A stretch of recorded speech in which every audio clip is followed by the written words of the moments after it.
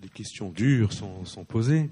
Je crois qu'on a touché peut-être un point qui semble important et qui n'apparaissait peut-être pas tout de suite au début des débats, qui est finalement combien la vision de ce que doit être l'État influe sur d'abord nos systèmes législatifs, mais après les problèmes qui sont posés aux familles. Avec d'un côté un État à qui on demande de garantir ce qu'est un couple, ce qu'est un couple capable d'adopter, etc. Et donc ce rôle symbolique d'un mariage en grande mairie. Et puis d'un autre côté, un État ou un système législatif qui ne veut pas intervenir, et donc avec ces difficultés de protection des plus faibles, et en particulier des enfants ou des femmes qui subissent des violences. On va laisser la place au moins à 3 questions peut-être, et puis ensuite vous répondrez à ces questions en fonction de l'intérêt qu'elles portent et des réponses que vous pouvez y apporter. Donc. À propos de l'adoption, croyez-vous qu'un enfant soit plus heureux d'apprendre que sa mère est, par exemple, en prison pour trafic de drogue, que son père s'est enfui dans son pays d'origine? Au Japon, il semble qu'on aurait tendance à penser que mimer une procréation, ce n'est pas empêcher l'enfant d'accéder à sa propre histoire, mais plutôt le protéger de sa propre histoire. Voilà. Donc une première question qui est plutôt posée à Madame Théry, qui a en effet des données sociologiques pour répondre. Nous allons prendre peut-être deux questions encore, si vous voulez bien. Là, il y a une question sur laquelle je m'interroge, c'est quel est l'impact de ces changements, tant au Japon qu'en France, sur l'efficacité sociale. Mais peut-être qu'on peut s'interroger sur le côté un peu exceptionnel d'un modèle aussi prégnant. Peut-être que ça n'a pas toujours été une réalité historique. Je laisserai les deux intervenantes répondre. Une troisième question peut-être? フランスではこういうような立法の変化が起こってきた背景として事実の方が先にあるのではないかと。その婚姻をしないけれども父母が子供を育てるという状況、あるいは同性カップルが子供を育てるという状況が事実として積み上がってきたから法が変わってきたような気がしているのですが、そのような理解でいいのでしょうかというのが、イレーヌ・テリ先生の質問で、水野先生の質問としてはこのような、なんて言いますか、実質的に見たら婚外子のような状況っていうのをどう見ればいいでしょうかっていうのを質問したいと思います。Alors sur cette dernière question, oui, je pense que dans l'ensemble, la société française change avant que son droit change. Il y a un paradoxe, c'est l'écart entre le fait que quand on interroge les Français, ils aiment la famille actuelle. C'est la valeur numéro 1 des jeunes. Or, la famille dans laquelle ont vécu ces jeunes, c'est une famille avec l'union libre, le divorce, les recompositions familiales, voyez. Pourtant, dans le débat public, il y a quelquefois, on déplore le changement.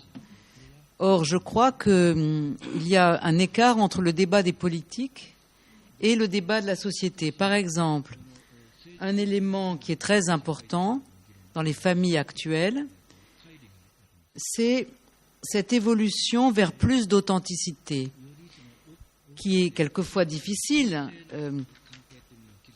On dit plus la vérité. Alors, la vérité, elle n'est pas forcément toujours facile à expliquer. Quelqu'un m'a posé la question, est-ce que ça ne vaudrait pas mieux de mentir à l'enfant, au fond, que de lui raconter la vérité qui n'est peut-être pas formidable? Par exemple, cet enfant a été abandonné parce que sa mère était prostituée et ensuite il a été adopté. Bien, si on pourrait effacer. Mais ce qu'on voit, c'est que raconter l'histoire, ça introduit une confiance entre les générations. Et cette confiance est plus importante que la façon dont autrefois on essayait de présenter une apparence qui soit une apparence d'honorabilité. On commence, et donc de ce point de vue-là, oui, je dirais, cette évolution de la famille, c'est elle qui donne, c'est elle qui construit en fait entre les personnes les liens qui vont permettre ensuite que le droit les entérine. Il est très rare que le droit précède. まずその出自を知る権利の今の話題からお答えをしたいと思います。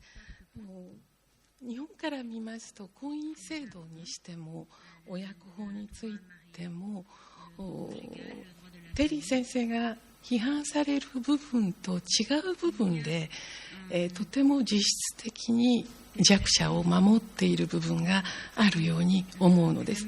例えば出自を知る権利のうち AID の子どもたちは自分が AID で生まれてきたということを知ると大変に苦しんで、そして、自分たちのような子どもを作らないでほしいという運動を日本では始めています。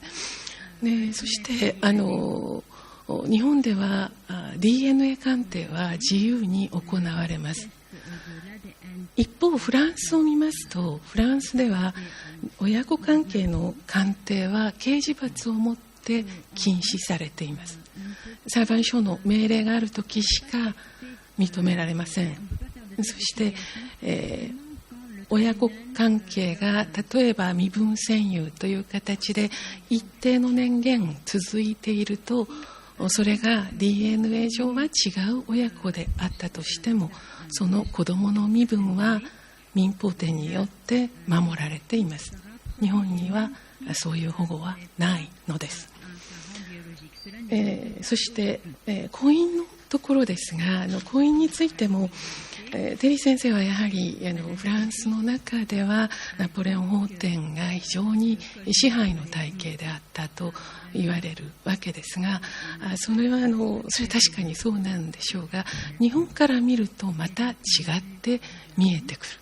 フランスは、一夫一夫制を確立していました。そして、ポルタリスは婚姻は弱い性を、女性のことですが、強い性が守る義務も課すものだというふうに言って民法を書いています。フランス民法についてはちょっと勉強しているので知ってるんですが、そして日本では先ほど一番最初のご質問ですが、非嫡出子を養子にすると言われましたが、これは誤解なのではないかと思います。明治民法の下ではそれこそテリー先生の言われた3人の親が成立していた。夫が非嫡出子を認知して諸子にしますと、妻とその非嫡出子との間に自動的に法律上の親子関係が生じたのです。適母諸子関係と言います。そのような立場にあった日本の女性たちにとって一夫一夫制の秩序というのはむしろ大変な憧れであったわけです。ですからフランスがたどってきた道、そして日本がたどってきた道というのはかなりそう単線的なものではなくて、日本から見たときにまたフランスの展開は少し違ったように見えるところがあるということは確かだろうと思います。日本社会はまだ医師が AID について、それは子供を産まないと離婚をされてしまう妻たちを救う福音だったというふうに言い、そして跡取りを産まなければならないっていう要請はいまだに妻に強い抑圧、精神的負担をかけていて、そして障害児を産んだ妻は離婚されてしまう率が非常に高い、そういう社会です。で日本を代表するフェミニスト上野千鶴子の言葉を引用したいと思います。彼女の願いです。産みたいときに産みたいだけ産む権利と能力を、産みたくないときに子供を産まない権利と能力を、そして産めないと分かったときにその事態を受け入れる権利と能力を、そしてどんな子どもでも命として受け入れる権利と能力を。以上です。Puisque le sujet a été abordé, Madame Théry, est-ce que vous voulez dire un mot peut-être très court? Je suis désolé de vous imposer ce temps, mais sur la PMA par exemple et les questions qu'elle évoque pour vous. Non, mais je dirais vraiment de façon très courte que le problème de la procréation assistée avec donneur, parce que c'est sur ce cas-là que se concentrent toutes les questions.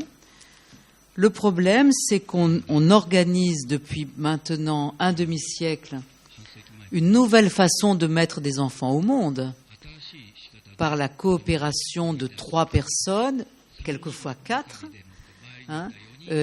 qui ont des rôles bien définis. Le couple, qu'on appelle le couple d'intention, qui demande à recevoir un don et qui a l'intention d'engendrer un enfant et de devenir les parents de l'enfant, et puis des personnes qui sont dans des rôles nouveaux, qui sont celles qui vont donner de leur capacité à procréer par leur sperme, leurs ovocytes ou leur capacité de porter l'enfant, la gestation, pour permettre à d'autres de devenir parents. Bien, le problème que je soulève, il est très simple.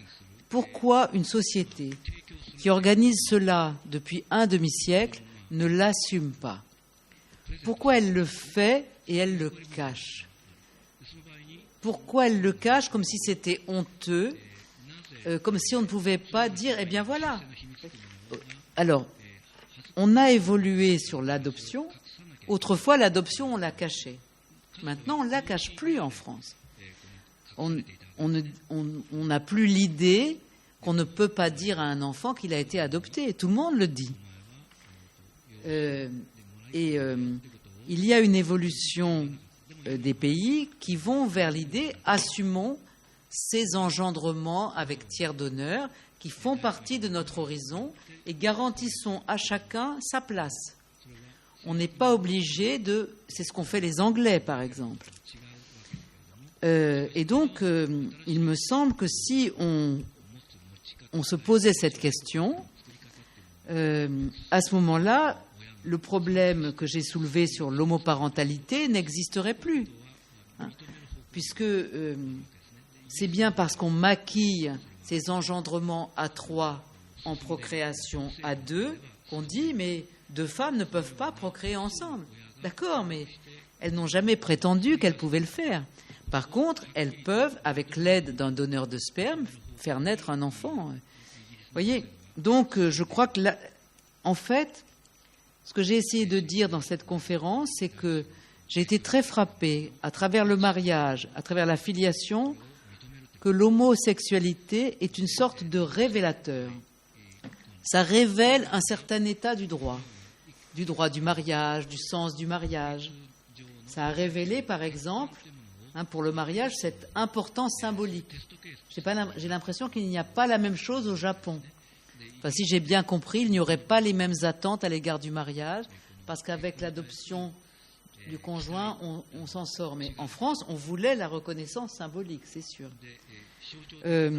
Et ce qui s'est passé, c'est qu'au lieu d'accepter de s'interroger sur le droit de tous, notre droit de l'adoption, notre droit de la PMA, le mouvement a été de ne pas interroger le droit et de montrer un doigt accusateur sur les homosexuels. C'est ça qui me paraît un paradoxe, si vous voulez. Et notre rapport, justement, essaye de renverser les choses en disant mais ce qui est révélé est un vrai problème. Donc traitons le problème au fond et à ce moment-là, les questions qu'on soulève n'en seront plus puisque on comprendra le sens, on comprendra qu'un enfant peut être... Tous les enfants sont nés d'un homme et d'une femme, mais tous les enfants. Mais un enfant peut être né des 2 sexes et avoir 2 papas. Ça n'est pas contradictoire.